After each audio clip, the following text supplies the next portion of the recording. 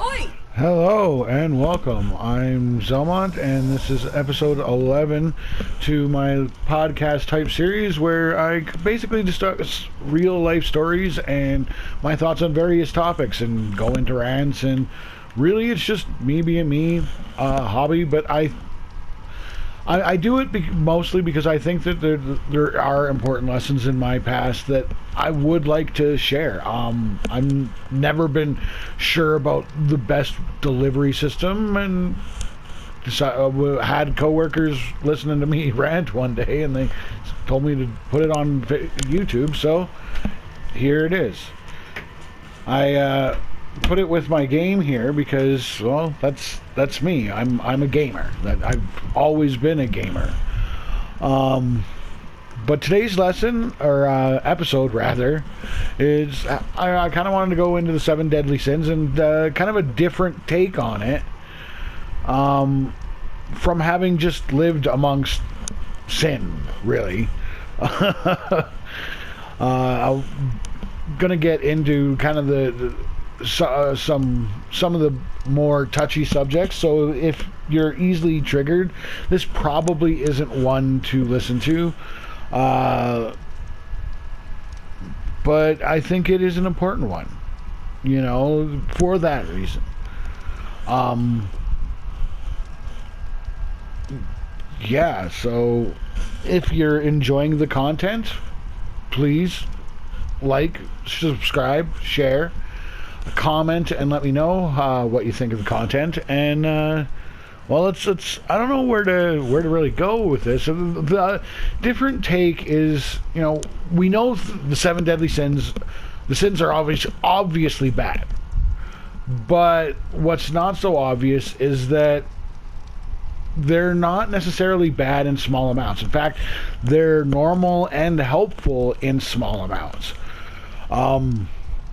Pride is one that a lot of people, without even thinking about it, notice that there is good in pride. When you say somebody takes pride in their work, you're saying that they're doing good work, right? Like, that's literally like what you're trying to say when you say a person takes pride in their work. But yet pride is a sin. It's not so easy for most people to recognize where pride becomes a sin. For me, I recognize the lesson from my mother. It's the one biggest lesson my mom had to teach me, whether she knowingly taught it to me or not. I'm not sure if my mom actually realizes that she taught. This is like the big lesson that I got from her, is how pride is bad. And it's just the fact of the life that I was exposed to. There was no reason for me to be exposed to it other than pride. My mom was too strong and too prideful to ask for help when she should have. That said, I hold no ill will at all. In fact, I'm more grateful than a person can understand for the past that I've had, including the true trauma that I've gone through. And so, like, I don't, yeah, I recognize it as we're all human. And like, it was, my mom was strong. My mom got her place on her own as a single parent, and she did. So congratulations to her. She got what she showed for. I'm not sure it was entirely worth the cost. And that's where, like I say, I see there is a point where you can't be too prideful to ask for help when you need it. You can't be too prideful to say you're depressed when you're depressed. You can't be too prideful to say that you legitimately need help, and that's the negative side to pride. The trauma, I've kind of alluded to it, and for me it really is something that I've come through. I'm fine. Like, I'm literally, I have no issue, but it is kind of a bomb to drop on a lot of other people. And what that gets into is the sin of lust, and where we obviously know that now with lust, I have two big things with the number one, the bomb, is that I am in fact somebody who was molested multiple times by two different people. Now, it is an issue that personally I'm completely over. I'm fine with at this point in my life. As a teenager and whatnot, it really messed with me. But I'm fine now. Well adjusted as it would turn out to be. And well, obviously, where lust is bad in that, obviously. But yeah, due to me being fine, I if anybody wants names, no, I'm not giving names. I don't know. I have no ill will. Although if anybody touches my kids, nothing's going to stop me. I will happily go to jail. Happily. And the other part of the other negative of lust that I got to see in my own life, and it was like front and center of my life, is my father. My father was the sort who couldn't keep it in his pants, and he couldn't. If a pretty girl came up, he was all up in it. Period. End of story. He couldn't keep it in his pants. He has. I have. There's me and my one full brother. That we're with my mom, and then there was another woman that he had another two children with. There was another. There's my stepmother now, who he has two kids with, and it was something I was always raised up with, of a joke along the lines of, if a girl doesn't know who her father is, think twice about dating her, because she could be my sister. Yeah. I was very adamant that I will never cheat. I understand. As I've grown older, I've become more understanding of how it happens. I'm not so blaming of it, although it as a personal line, no. If you're at that point where you're going to cheat, or you even really think that, talk to your significant other and tell them. You don't have to cheat. Even if it ends up being a deal, once discussed with your significant other that you're going to have an open relationship, which I don't know. I think that personally is asking for trouble. But hey, if you are at that point where you're going to cheat anyways, you may as well be open with your partner to avoid, because if you cheat on them, it's going to hurt more. It's the whole problem of lying. Lying is bad because when the truth comes out, it's even worse than if you had just been honest up front. That's why you should be honest, right? But yeah, but lust in and of itself, like I say, all your deadly sins, there actually is a point where it's good. You want to have a little lust for your spouse, You want to be able to get turned on by your spouse. If you can't get turned on by your spouse, you are not in a healthy relationship. Period. So in that case, lust is healthy. It's not, don't fully reject, you can't fully reject the 7 deadly sins. Gluttony, I'm not sure how gluttony fits for being not necessarily a bad thing.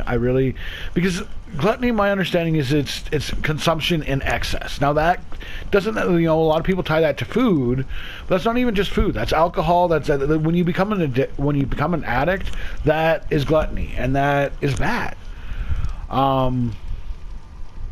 I guess I guess where gluttony is not a bad thing and is actually a good thing is that people do need a release. Everybody has their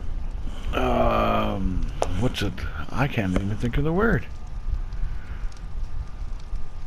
I spit the word out all the time. Oh well. But yeah, everybody needs to have their little outlet, right? And some people will have a couple beers after work. Some people working out is their thing. And you need to, whatever that is, it's fine, so long as it's not taken to excess. The moment it's taken to excess, well, that's where gluttony is obviously bad. Sloth, where my experience with that was when I was around 11 years old. I'm not I'm not sure of my actual age, to be honest. I don't recall but yeah, I ended up going and staying with my dad, and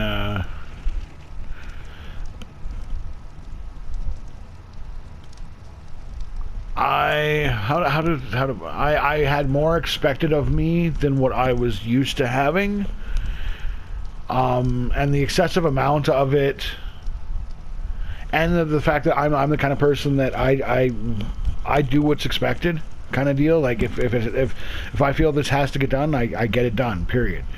I wasn't able to cope with it. I ended up having a nervous breakdown.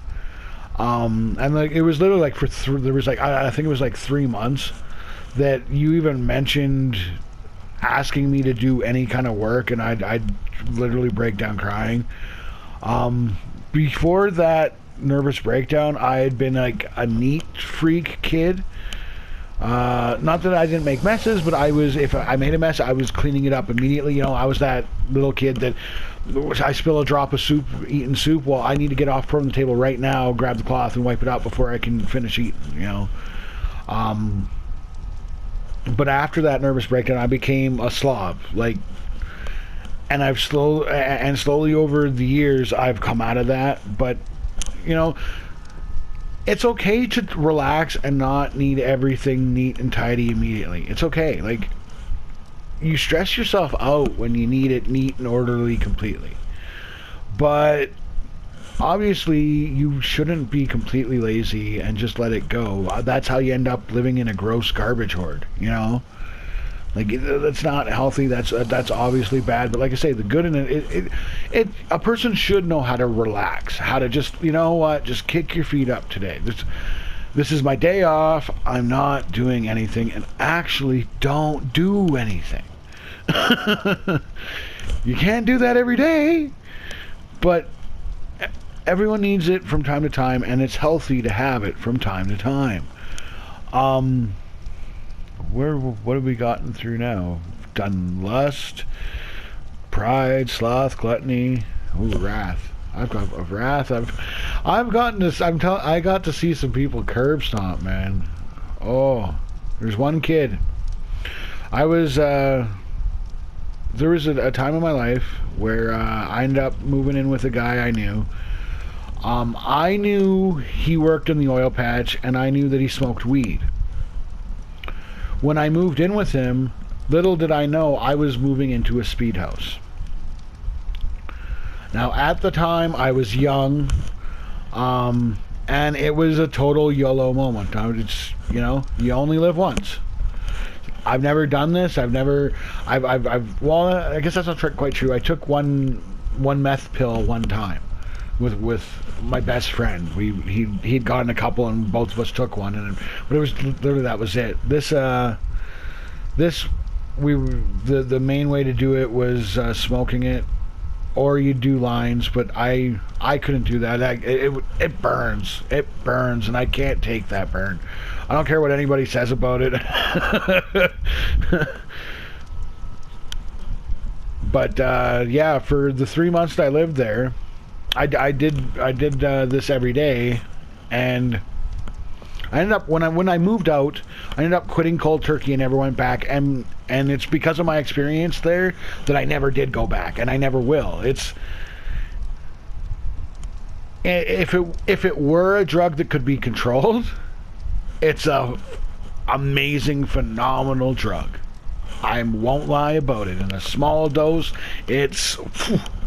There's a reason the Nazi Germany, the Nazi army was using it in World War II. Okay, like, it is a phenomenal drug.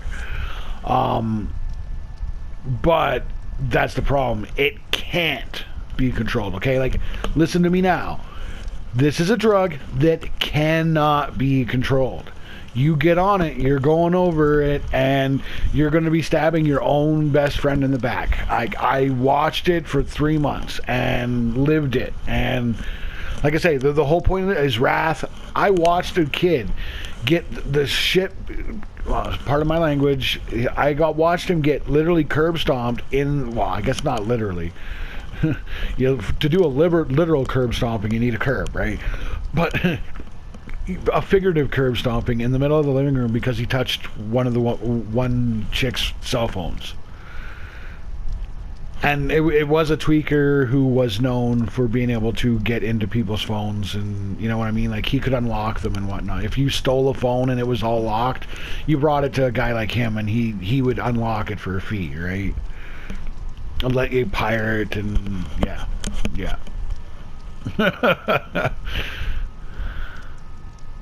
And yeah, because and it was one of, he ended up, like, he really didn't do anything, but yeah. But I've also seen people, you know, like, you can't be timid. You can't.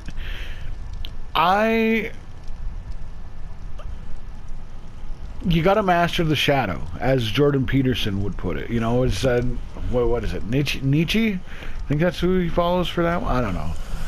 Jordan Peterson's the one I know for it. But yeah, you master the shadow. You master your demon, and understand you are a monster, but you're a monster you can control.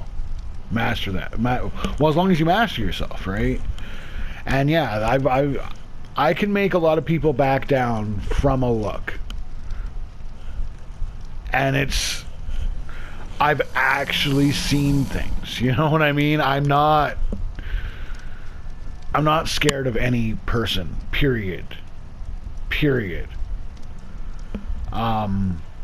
That said, don't get me wrong, there's circumstances and whatnot that I would not like to find myself in. And I'm not stupid. My wallet is not worth my life. But yeah, I don't know. Envy turns the economy, man. That's you know, you see a thing, and you know, George Carlin, the deceased comic, had a whole deal about, you know, like, yeah, envy, that turns the economy, man. You know, your neighbor gets this whole big new thing, you look at it, you want one too, so you go and buy one. That's fine.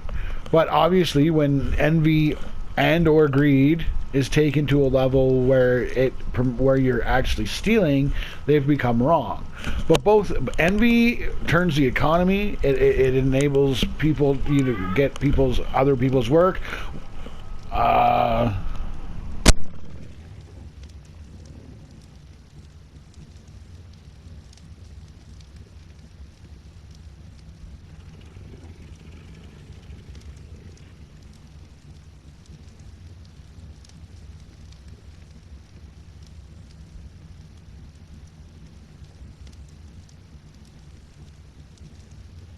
Sorry about that. I had the little one interrupting me. Yeah. And greed, you know, that's ambition, man. You should be a little greedy. You should. That was a hard lesson, because I used to be the truly giving. Even nowadays, like, I still am at my core. That's part of where I get such good work ethic from, is that I am somebody that I get fulfillment and enjoyment out of serving others. I actually have a plaque on my wall, the Craig Little Award for my 2008-2009 year. Memorial Award to those who love to serve others. I don't know, that one in particular represents something different. That award there, that represents to me when I set my mind to that I want something, that I'm going to do it, I legitimately can do it. When I went and did my academic upgrading, I seen that award, and I'm like, that award's mine. Just watch. I want it. It's my award this year. And there was no doubt in it, right? Like, I never had a doubt, and I got it.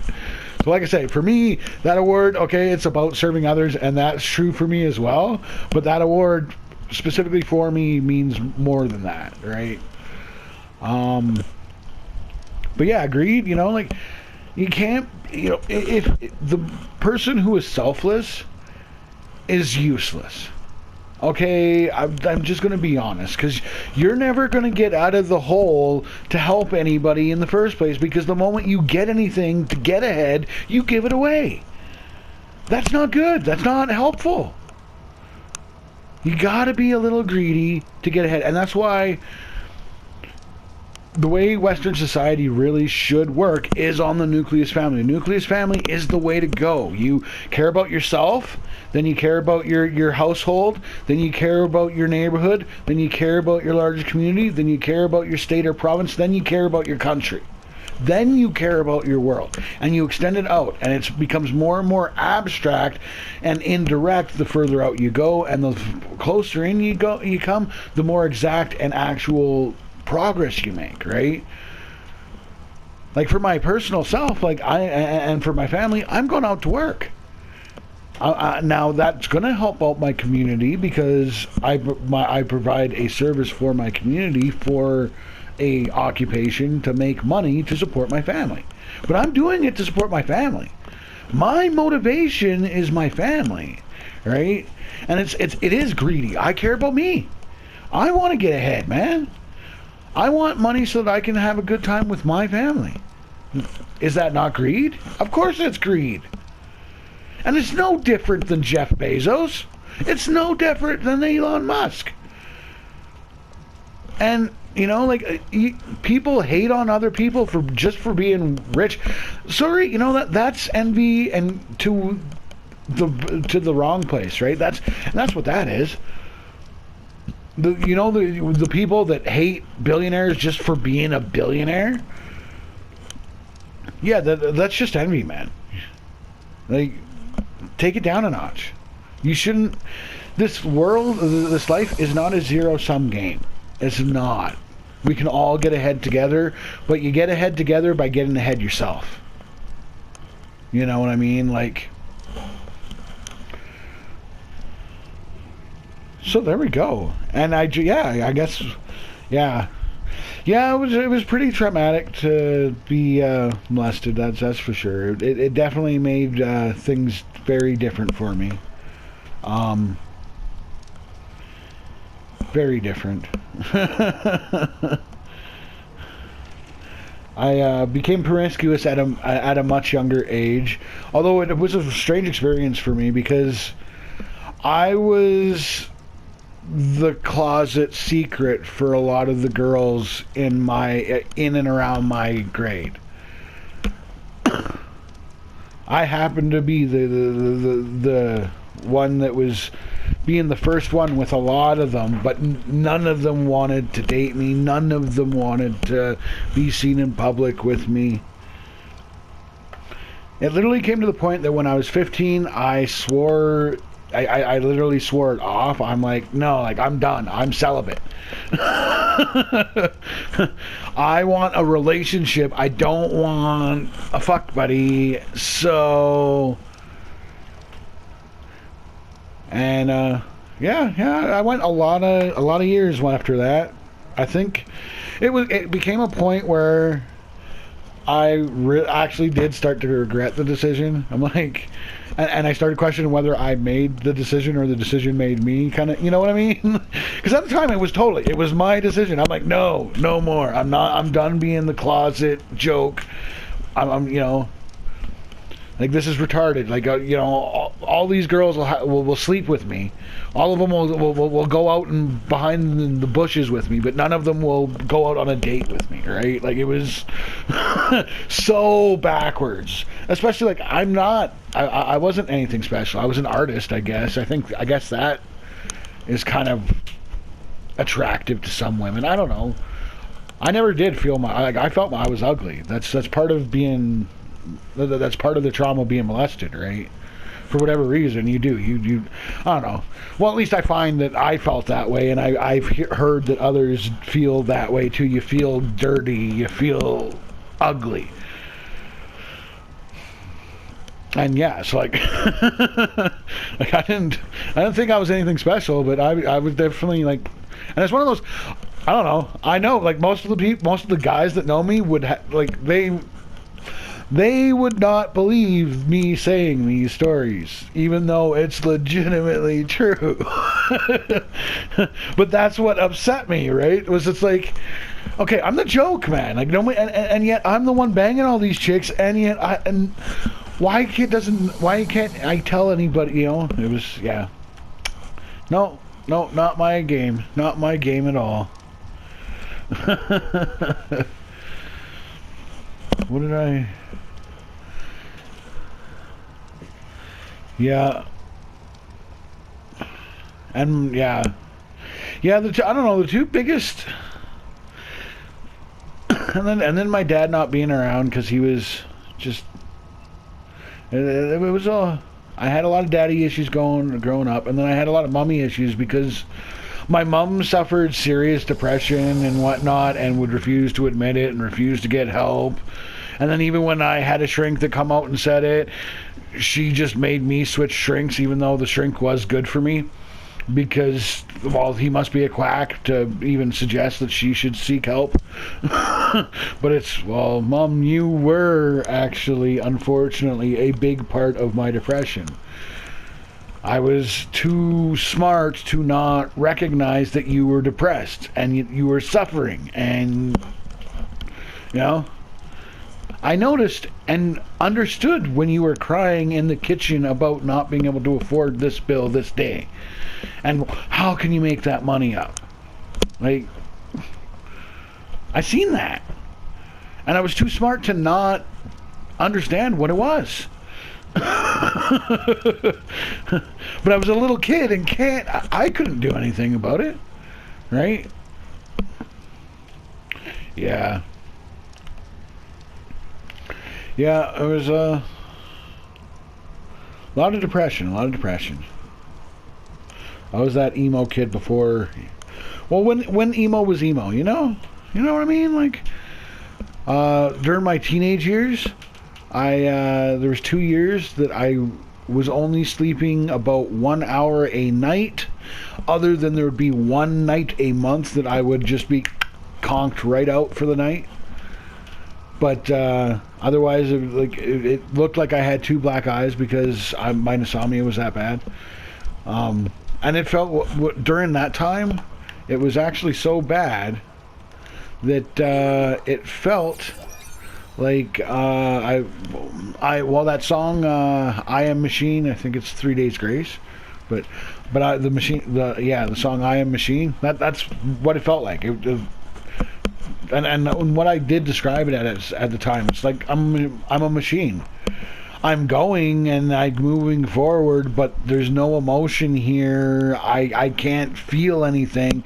And I was literally putting myself at that point in time in dangerous situations, in highly dramatical situations that would cause pain to me to at least feel something.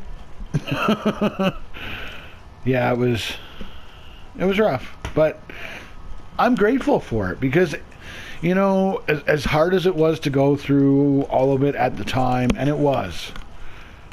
I remember wishing that I had been aborted, thinking to myself, you know what? If I was going to have a kid and I thought my kid would come in and have to go through what I went through, I wouldn't want that kid to have to. I think I would abort. And I literally thought that at one time. But I've come through the crucible. I made it through. And I'm happy.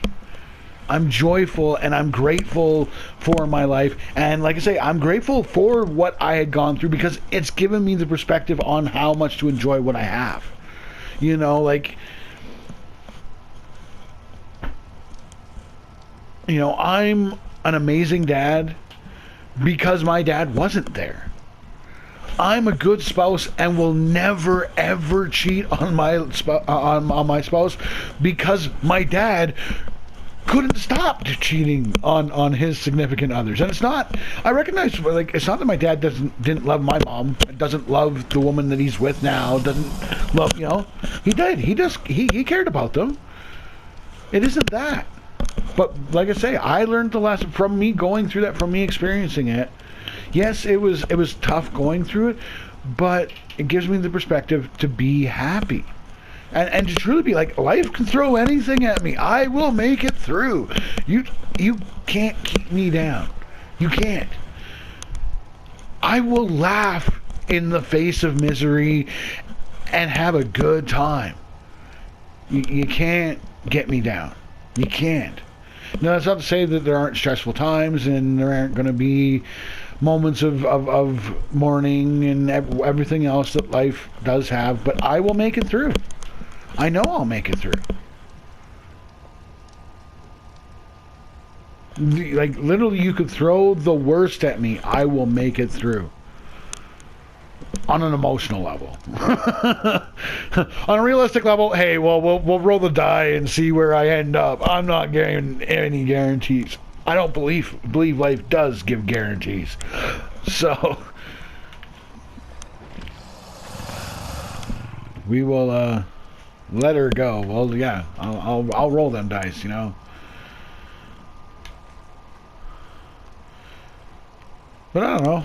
I think I do all right. You know what I'm saying? Like, I'm not the worst off. I'm not the best off.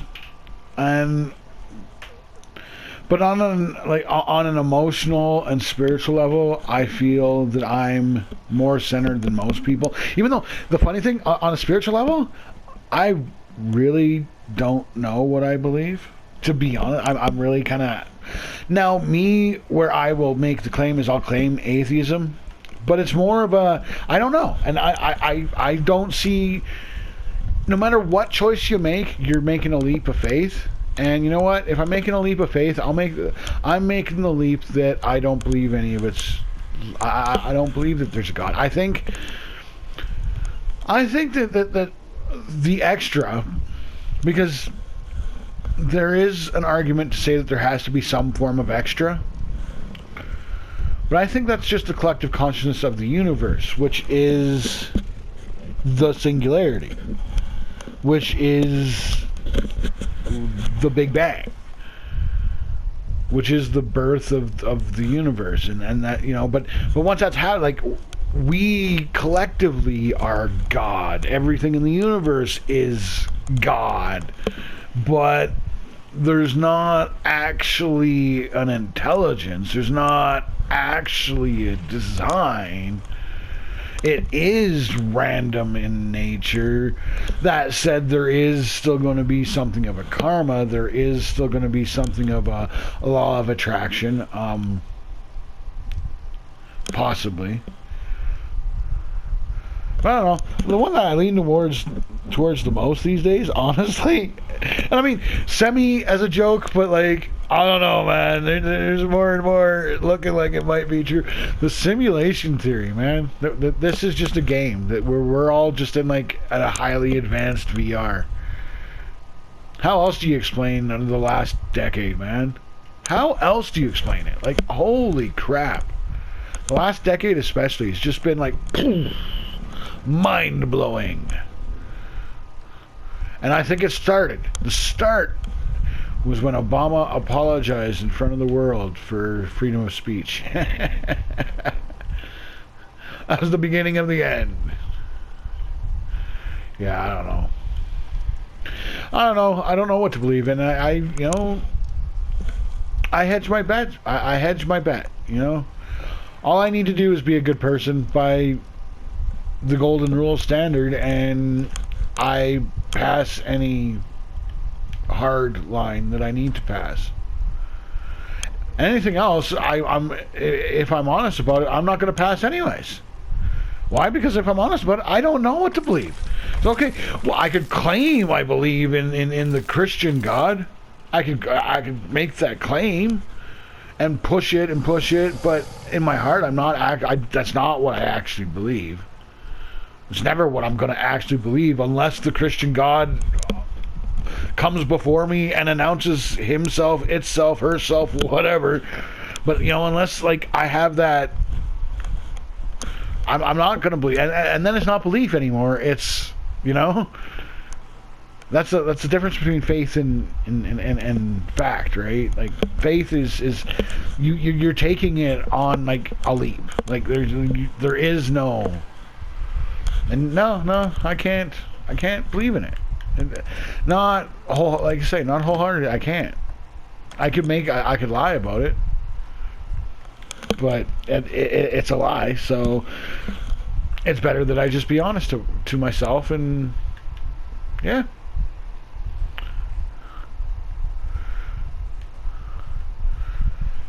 Especially, like, I don't know. I think that's the way to go. I think some people make the mistake of pushing it beyond, trying to make claims that they can't make. But I guess I kind of went over all 7 deadly sins, eh? We got the pride, we got the lust, we got the envy, greed, sloth, gluttony, wrath. Wrath, yeah, wrath is the defense. It's justice, the hard justice, vengeance, I guess.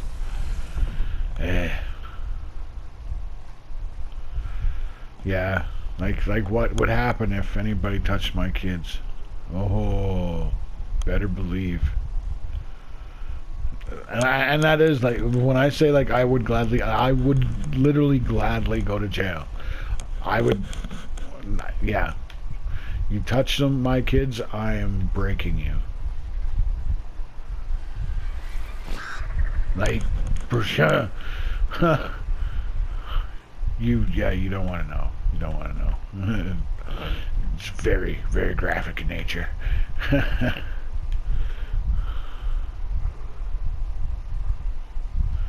And I don't know.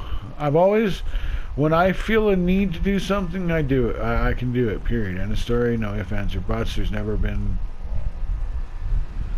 And I don't see that changing. So you touch my kids, I'm gonna feel a driving need to destroy you. Like,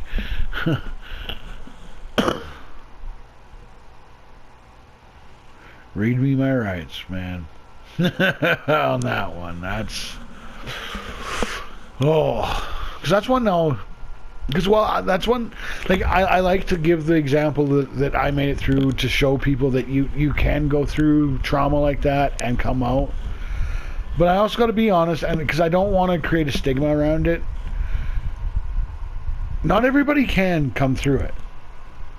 Some people are forever damaged, and it's unfortunate, and I would never want to hold anybody who can't bring themselves up and above. Again, I would never hold it against them. You know, like, that kind of trauma, it is something else. And it's such a mind screw. You know, like, it messes with your head so much on so many levels. Like, so many levels. And it affects so many relations. Like it isn't even just other romantic relationships that it messes with. It messes with all of your relationships, the way all of your relationships work, and the way you trust. Like I say, it you know, while I am stable and grateful for coming through it, it definitely did mold me, you know.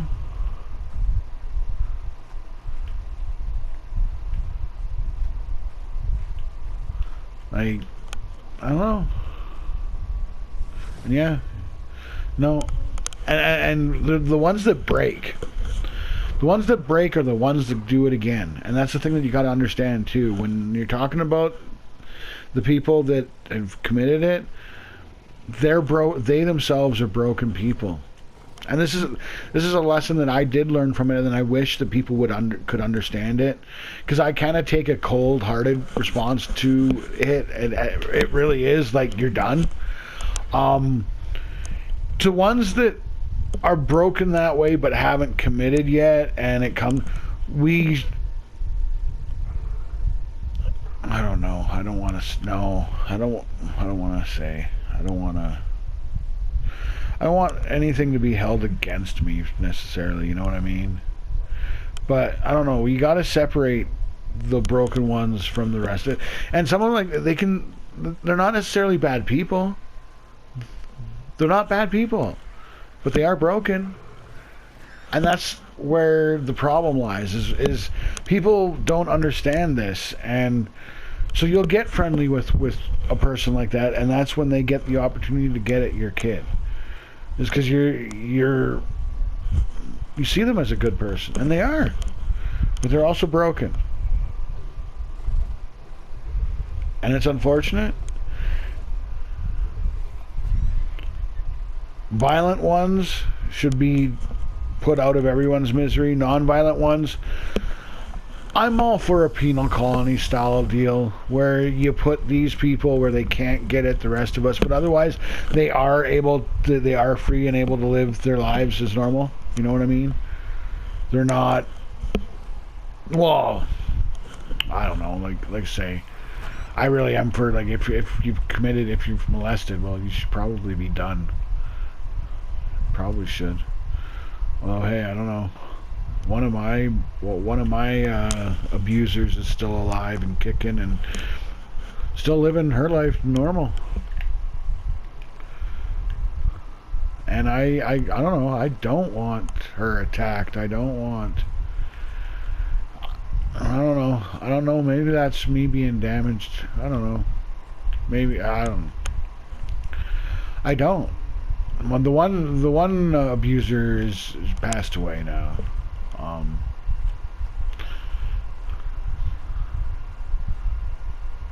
The other, and I don't even know why. I don't know why I was abused. You know what I mean? Like, I don't know why I was chosen. Why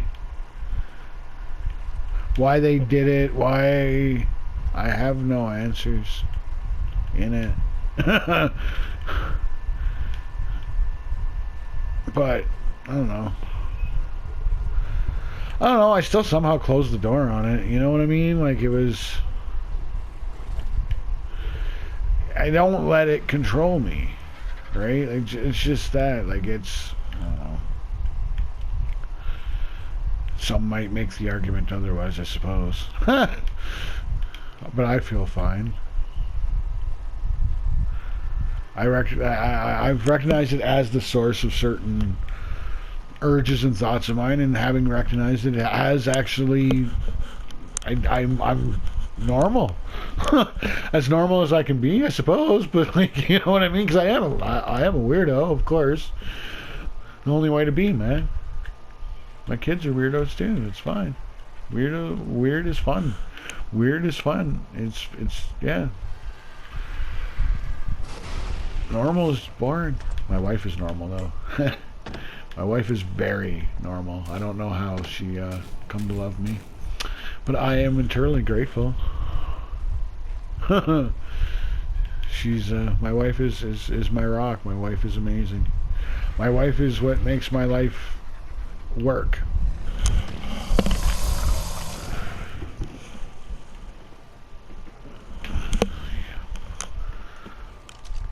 But I've probably disclosed more than I should have. But I don't know, that's the point. I hope that the lessons are there.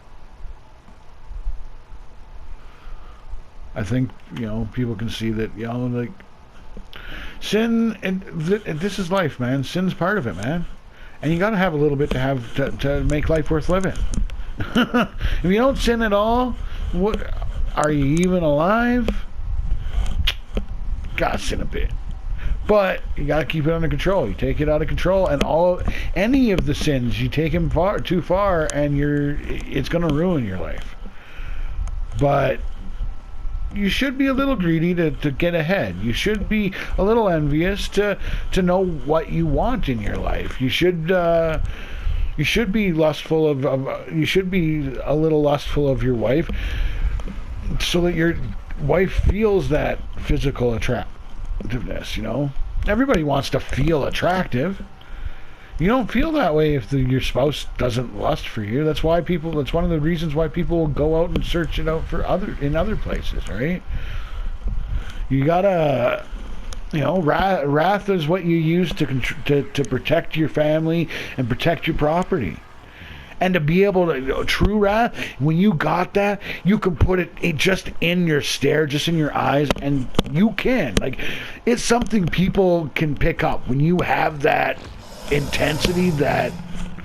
And I mean, that's why you actually hear about it in fiction, right? Like, it's a trademark of a bunch of anime series and whatnot, right? Where it's... a person can stare them down, right? And that's real. But to have that, you need to have that intent, that, yeah,